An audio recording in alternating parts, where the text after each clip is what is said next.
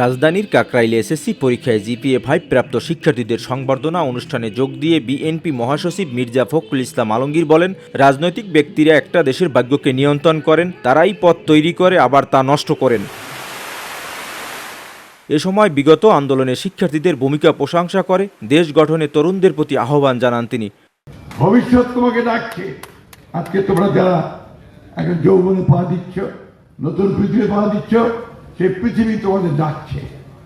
এবং যে কথাটা ডক্টর খান বলেছেন, সবুল খান, নিজেকে তৈরি করতে হবে পৃথিবীর সঙ্গে প্রতিযোগিতা করতে।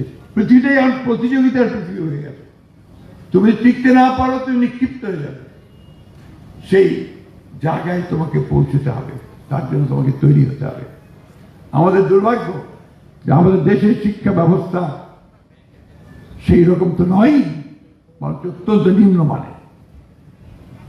এর জন্য দায়ী রাজনীতিবিদরাই, এর জন্য দায়ী আমরাই, এর জন্য দায়ী আমাদের আমলাতন্ত্র।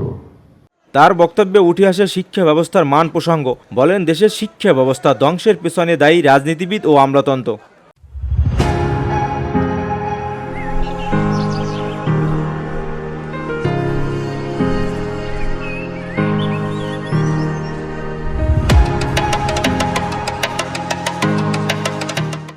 শিক্ষা ব্যবস্থাকে কর্মমুখী করার জন্য শিক্ষার্থীদের কারিগরি শিক্ষার উপর জোর দেওয়ার তাগিদ দেন বিএনপি মহাসচিব। সোহাবুল ইসলাম, বিউডি বাংলা, ঢাকা।